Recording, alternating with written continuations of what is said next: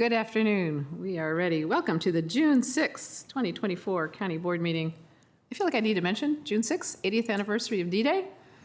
As I say, everybody knows I've got my 96-year-old mother living with me. She remembers it, which is kind of cool. Anyway, we are not here to talk about D-Day, though.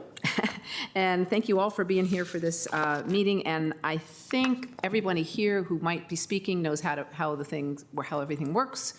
If you don't, you need some help, let me know and we'll help you through it. And if anybody needs masks, we've got it. But I think we can get right into the agenda. And I think I can ask our clerk to call the first hearing item.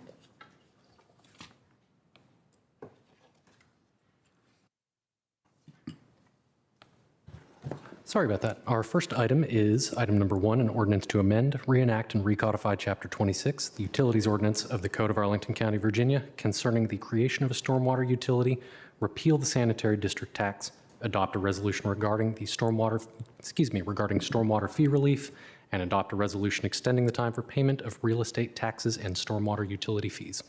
Thank you. Mr. Manager, over to you. Yeah, thank you, Madam Chair. Joined this afternoon by Tyler Smith from the Department of Environmental Services, who will walk us through a short presentation. So over to you, Tyler. All right, thank you, Mark. I think the slides are coming up here.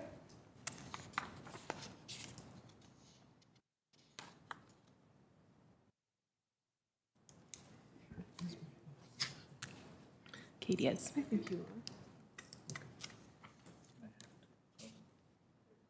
Bit of troubleshooting, one moment. It's all right.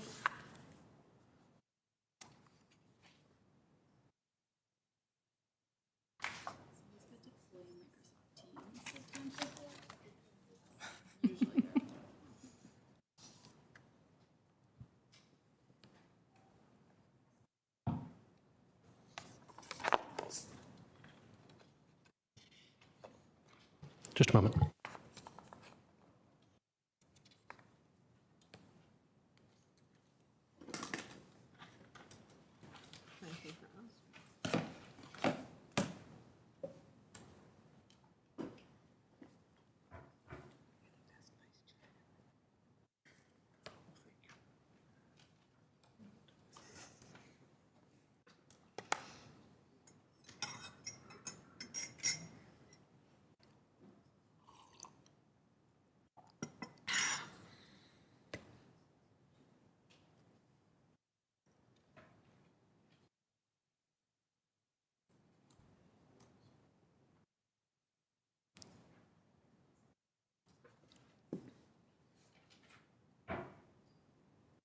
Maybe I should talk about D-Day. If you don't mind, I apologize for this.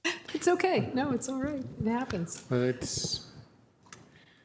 there must have been several Arlingtonians among the people who were in the first wave, right? The first wave had a casualty rate of more than 80%. Yeah. And we know that today. This was not made known back then. Omaha Beach was a killing field. Yeah. And it was nice to see that people from our region were present at the commemoration, at the ceremony in Normandy today. And with an election coming up, I'm just going to give a plug to everybody to vote. Even as a young person, I always used to think the reason we celebrate D-Day and all of these things, and it's to celebrate people who died so we could vote. So I always vote, feel responsible for voting. I think most of the people in this room do too. And it's really an important thing. So are we ready to go? Or we can riff more on D-Day. It's a pretty in-depth subject, actually. Nope, here we go, just a moment.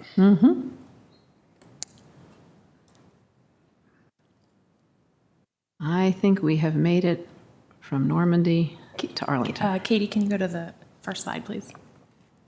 All right, so hello, my name is Tyler Smith. I'm the Finance and Budget Division Chief for the Department of Environmental Services. I'm going to give a brief presentation today on the Stormwater Utility Ordinance and repeal of the Sanitary District Tax. Next slide, please. The county is implementing a stormwater utility as a funding mechanism to pay for the county's stormwater management program. Instead of funding the program through the Sanitary District Tax add-on, which is the current model and based on a property's assessed value, the program will be funded based on each property's measured impervious area. It is an alternative way to fund the program. Next slide, please. This slide illustrates what we mean by impervious area. It's the portion of the property that is covered with hard surfaces that doesn't let rain runoff soak into the ground. So it's the roof, patio, and walkways are all examples, and they're shown in yellow on this slide. Why is the county transitioning to a stormwater utility? This slide goes through some of the benefits of funding the program through this model. The fees are set on the demand each property places on the system measured by impervious area. Ultimately, this creates a fair distribution of the cost of the program. The funding model is in alignment with industry trends, with many Virginia jurisdictions billing in this manner, including Alexandria and the city of Falls Church.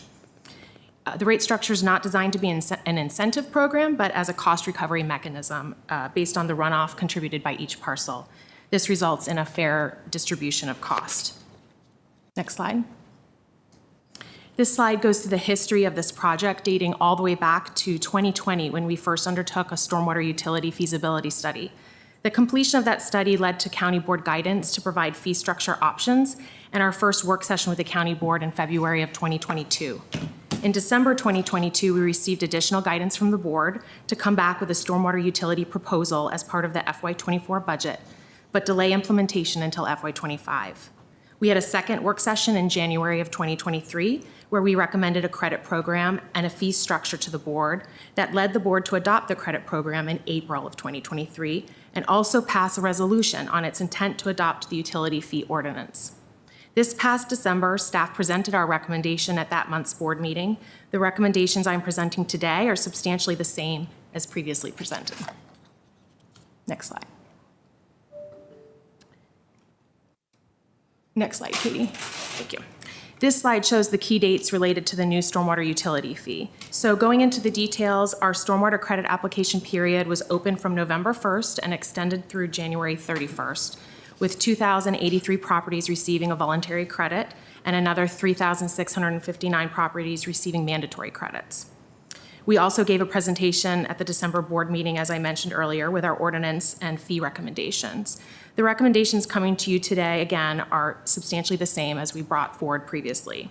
We are recommending adopting the new utility ordinances and eliminating the sanitary district tax for calendar year 2024. The stormwater utility fee is billed as a line item on the property's real estate tax bill. The first bill for calendar year 2024 will be due on June 26th. The second bill will be due October 5th. For next year's rate, we will bring the recommendation forward as part of the normal budget process. Next slide. Here's a quick overview of the board report. We are establishing the stormwater utility through Chapter 26, Article 3. It defines all of the customer classes, sets the utility fee, the calculations, billing and penalty policies, and the dispute process. We are also repealing the sanitary district tax.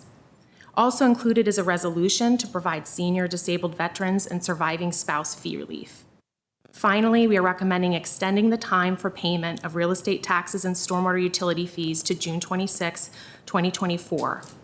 Due to the timing of the adoption of this new fee, this will give additional time to residents to pay their bills before they receive a penalty. Here's a quick recap of each section of the code proposed for reference. Next slide. This slide shows the recommended fee structure for the utility. We have 3 customer classes: single family, multifamily, and non-residential. All property classes will be billed on a billing unit called an equivalent residential unit, or ERU. An ERU in Arlington equals 2,400 square feet of impervious area. Each ERU is recommended to be set at a fee of $258 for calendar year 24.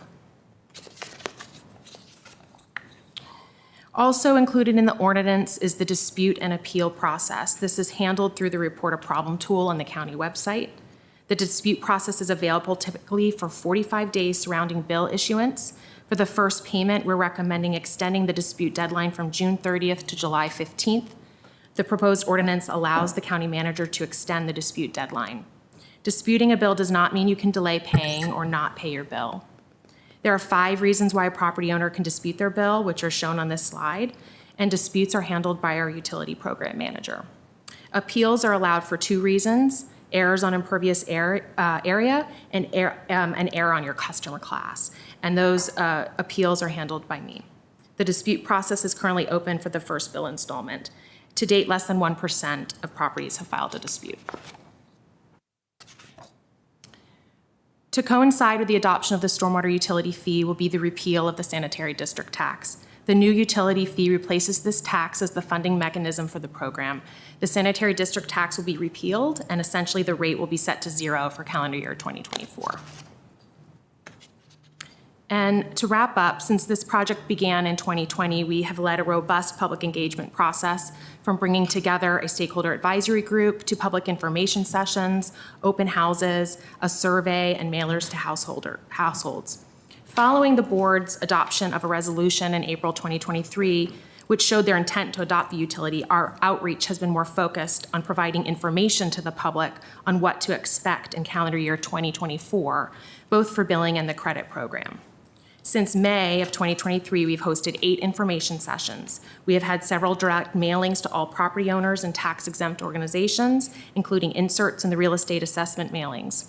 In addition to our fact sheets, videos, and credit manual, in April 2024, we published a customer handbook that includes all key utility fee information and step-by-step instructions all in one place.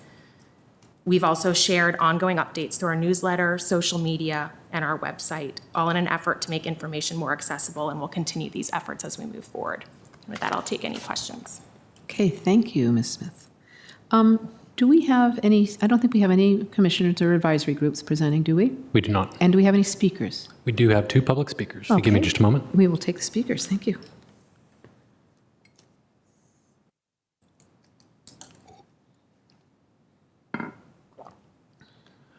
All right, our first public speaker is Mr. John Wingard, followed by Mr. Mike Ingram. Mr. Wingard? Are you here, Mr. Wingard? I do not see him online. We'll move along to Mr. Mike Ingram, and we'll see if we can get in contact with Mr. Wingard. Mr. Ingram?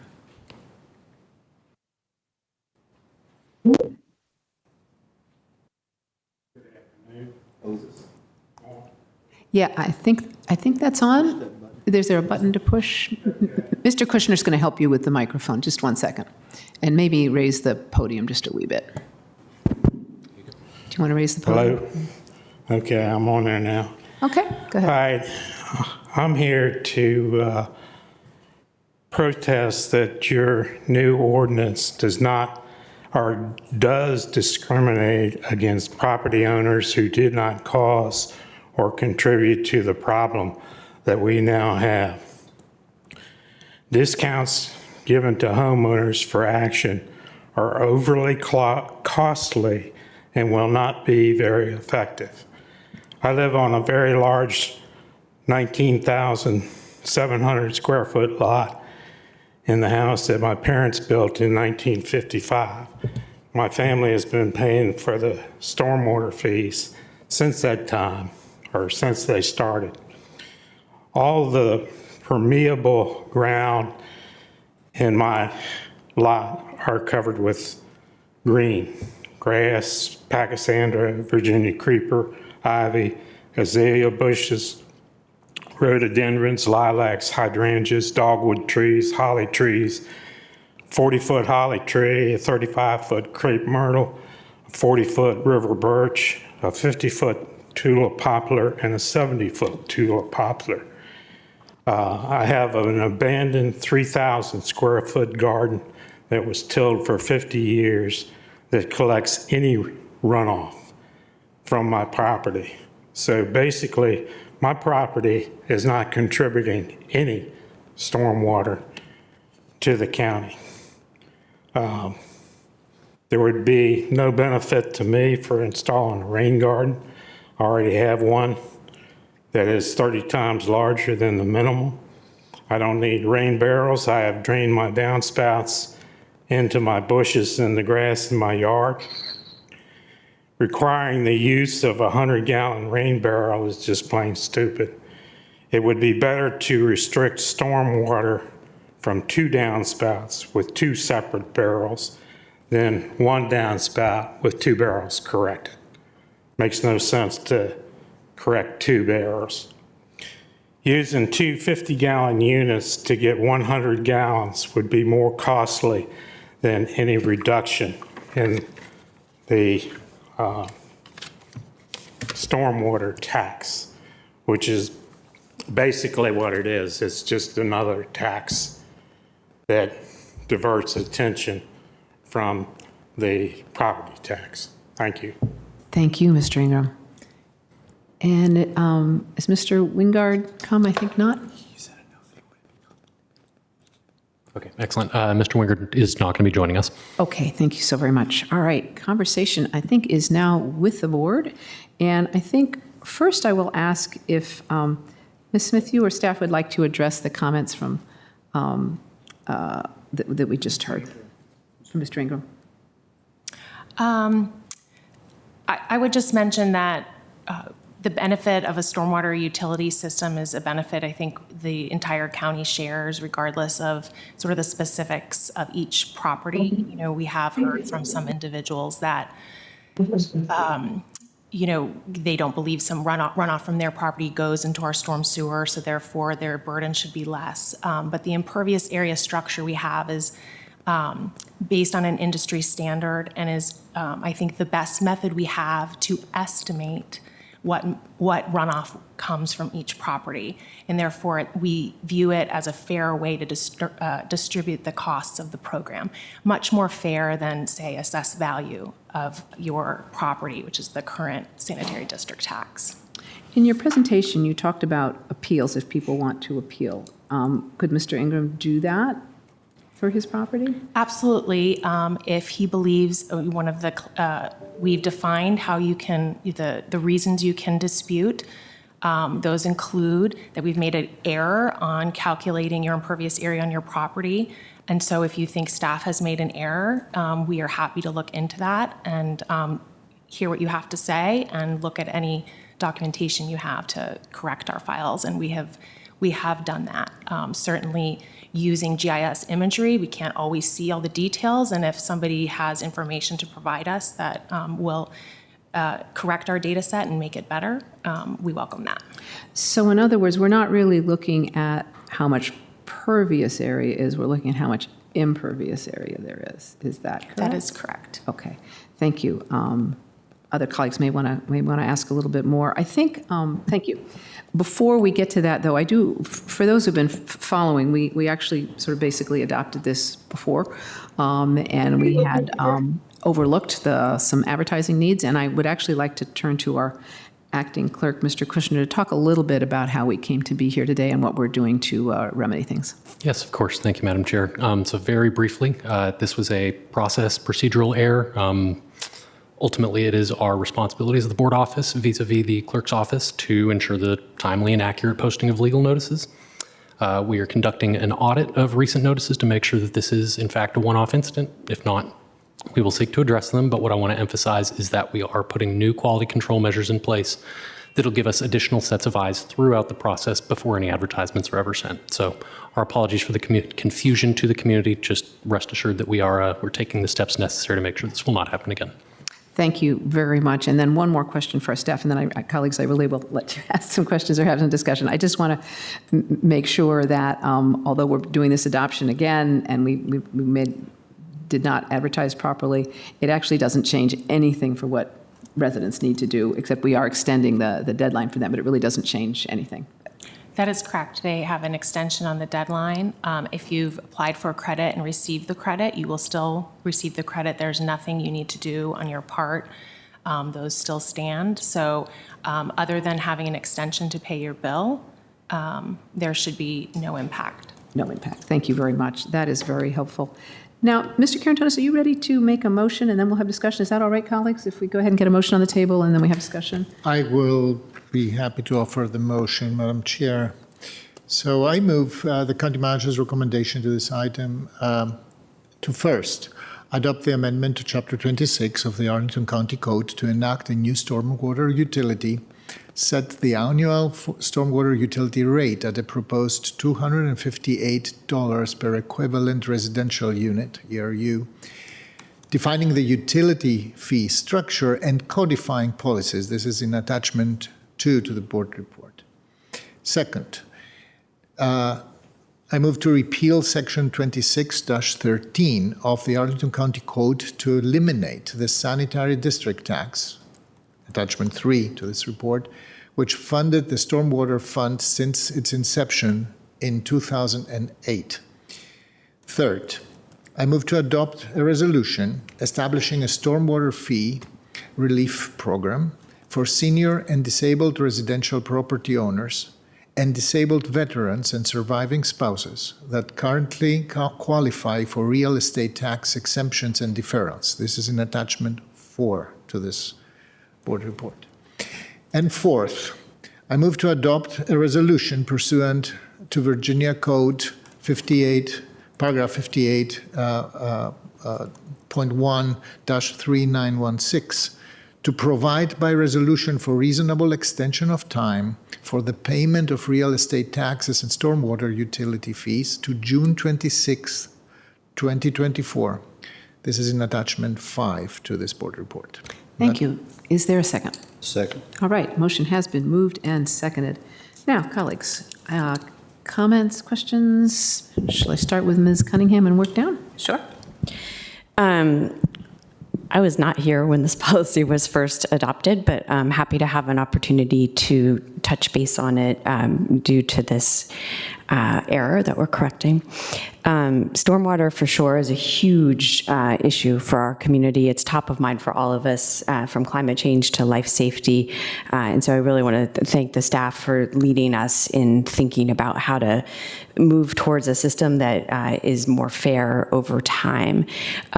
I would say, though, I've heard a number of feedback points from folks who applied for credits or who felt the credit system wasn't quite spot on. And I would say it's the first year of a program, so I think we got it up and got it running. I appreciate that. But I'd love to hear what learnings we've had so far, or whether we'll be having a report on that sort of, first year learnings and possible changes in the coming months. Sure. So our credit program just wrapped up, and we are in the middle of wrapping up disputes. And I think at that point, we'll do a look back, gathering the feedback we've heard.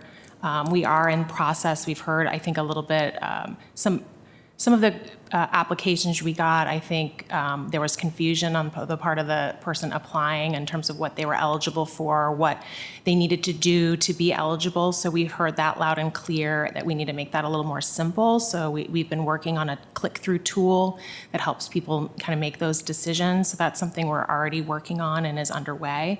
But in terms of sort of any modifications to the credit program, we will, I think, at the conclusion of this sort of busy period, gather the feedback we've heard and come back with any recommendations we may have. Great. And as we do that, just an ask to keep in mind, I think there are many longtime residents who've done amazing work to tend 200-year-old trees and to keep the garden where it can catch the stormwater. And I know that wasn't the intent of the program, was to pat anyone on the back or even to be perfectly precise in that. But I think because it's also important to us, if we can think about whether there's ways we can recognize that or support that or even help financially support it in some ways going forward, I know that would be appreciated by the community. Thank you. Thank you. And I'll just follow up a little bit. Ms. Smith, when do you think you'll have this? When do you think you might be able to provide a report to the board on, just sort of a lessons learned and where we are? Our dispute period, I think, ends July 15th. Our full-time staff on this program is one person. So I think after that, it probably takes a little bit of time to wrap up the application period. So I would say probably before the end of the calendar year. Okay, thank you. Well, we'll stay on it. And Mr. Manager, I think probably a report during your manager's report session would be really good when we're ready to do that. And I like the thoughts that you've brought up, Ms. Cunningham, about looking about there's some ways we might kind of support people better, even if it's not part of exactly this program at the moment. Thank you. Mr. DeFranti. Thank you, Madam Chair. I think there's will and should be tweaks as we implement this, but the overall direction I continue to support of shifting to impervious cover as opposed to property tax value. I think that's a better measure. But also this, I think, more fairly apportions the responsibility for addressing stormwater, which we know big picture that we undergrounded tons of streams in the 60s, 70s, 80s, 90s, and that was the best thinking at the time, and that is clearly not the best thinking. So big picture, we have to pay for that, and so this shift, fully support. The procedural point, I really appreciate Mr. Kushner owning it and that prospectively addressing it, and also we have to look back to see what exactly occurred. Audit is the right word to try and address this. I appreciate the point that you made, Madam Chair, that this is a procedural, but the substance here has not changed. I do have a question related, I think, to Mr. Ingram, and also it's slide 10, and it's the reasons for the error. I just want to see if for appeal, excuse me. And I just wanted to see, they're allowed for reasons 1 and 3, but I wanted to ask a little bit, the others, like error on the number of multifamily units. If you have a problem, you write in and you just get a redetermination. Is that, if you can't appeal, it's a written redetermination? So you can dispute the 5 category reasons on this slide, and you can just, if you do not like the answer, so if you get denied and you still feel that, you know, the county made a mistake, you can appeal for 1 and 3 only, error on impervious area and error on customer class. And the reason it is limited to just those 2 is because we feel like the other categories, it's much more black and white. You have evidence that you're in the wrong customer class, and we'll accept that and we'll change it. It's less up for debate. Impervious area, on the other hand, there could be, you know, issues with timing of reduction of impervious area or imagery, and we may need a second, you know, you may need to go up the chain and get, you know, have an appeal on those 2, on the customer, on customer class and impervious area. Got it, that helps. And category 5 would be, it's related to the voluntary credit, and we had discussion in December and for a year preceding on what a voluntary credit would be. And this is sort of, the reason you wouldn't appeal there is that it's a mathematical mistake that would be the issue and not. Mathematical mistake, or there's instances where your credit can apply to multiple parcels and maybe we missed a parcel or something. And so it would be very factually like, oh, yep, that was a mistake, we'll fix that. And so that was the thinking behind the appeals process. Great, thank you. And then I just would say, with respect to Mr. Ingram, there's the different categories, and we've discussed in prior to December, it's not that this is a new fee and nothing else is there, it's that previously it would have been property taxes. Now, that doesn't mean that your bill might not go up, but I just want to make that point that I'd be happy to have a conversation appropriately. I'm not the technical expert, and the board should not be adjudicating the amounts. But I do think it'd be interesting just to have a conversation through the appropriate with staff channels, just to understand, because you pointed out, Madam Chair, that it's the amount of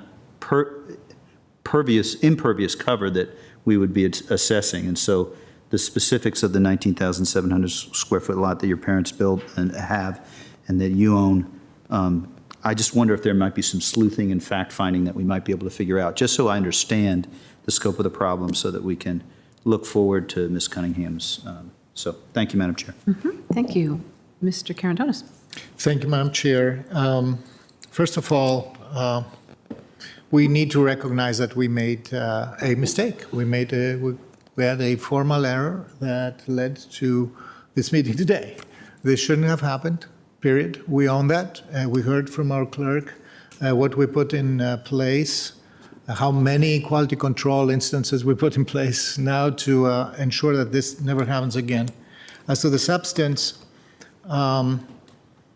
we had a very thorough community discussion about that. I have to admit that I learned a lot about the utility of a utility as opposed to a tax, a flat fee, so to say, for dealing with something that is extremely challenging, which is stormwater management, as under the conditions that we have today, which are conditions that are, we live in a wetter place. It comes a lot down. We have more impervious surface, etc. And I feel it's not only fair to do that, it's also very transparent. It gives a lot of accountability. We know exactly how big the problem is, and we know exactly how much money we have to invest and in what we have to invest it on. And also we can now incentivize those who contribute most to the problem to pay a little bit more to its mitigation, and those who contribute less to pay less. So that's the essence of what we have done, and I think this is a very modern, fair, and accountable and transparent way to deal with that. Mr. Ingram, I heard you. I actually applaud you. I wish we had more of you who took care of their properties in terms of their mitigation for so many years. You actually didn't contribute to the entirety of the problem. That's true. But as a community, as a whole, like we share streets, like we share other public goods, we need to make these things work. And this is how we try to contribute everybody. The utility helps us to apportion the burden in a way that is fair and equitable for everybody in this community. So I encourage you to continue doing what you're doing. And that will have a representation in the credit that you will be entitled to. And it will help us all to manage this problem at the lowest possible cost for all Arlingtonians. And I thank you for this. Thanks. Thank you. Ms. Coffey. Thank you. Not a lot more to be said than what's already been said, but I do want to clarify. I know with any error, it can bring a little bit of anxiety and confusion. For people who have already paid prior to the June deadline, is there any change or impact or action necessary of them? No, there's not. They will be getting a new bill, but it'll show that they have paid. So it should show that they do not have a balance to avoid that confusion that that the extension may lead to. But if they've already paid, there's nothing they need to do. They will still, if they get a real estate tax bill in the mail because they're not paying through escrow, they will still get the bill, but it'll show that they've paid. Great. So overall impact on our residents is nothing. Well, they get an extension to pay, and the dispute period is open a little longer. Okay, great. So that's all I've got. All right, thank you for clarifying that. All right, colleagues. I have one last question. I think we had some questions from the community throughout this process about the switch from to the utility. Can you just say a little bit about the intent for it to be revenue neutral? And I know each property owner may not experience it that way, but for the overall budget, how one tracks that in the overall budget? So our budget is sort of agnostic to the type of revenue that we need to fund that budget. Previously, it was the sanitary district tax. So when we moved to the utility model, or if we move to it today, we need to generate the same level of revenue that we did under the sanitary district tax to fund our program, assuming everything's held constant. However, we also know we have a capital program that has increased needs and increased operating costs with, salary increases and contracts. So, everything doesn't remain constant in our environment. We do see an increased need in the stormwater program. So there's two reasons, homeowners see an increase in their bill. One is the burden shift, moving from one method to another. Single-family homes share proportionally compared to other customer classes a higher percentage of impervious area in the county than other customer classes. So as a whole customer class, they've seen a burden increase in their bill. But then in addition to that, there's been a small increase in burden just simply because of the increased needs of the program. So there's two sort of driving forces there. So in calendar year 24, $97 of the burden shift for the average single-family homeowner is just simply due to moving away from assessed value to a stormwater utility. Great, thank you. And then one last piece, our treasurer's office and staff have been incredible partners through this. This is not what anyone wanted to be doing, is sending a second set of bills or receiving a second set of bills. But I just want to say a shout out, a thank you to them. Yes. And Ms. Rucker is here in part representing. Thank you very much, because I know it was a lot of extra work.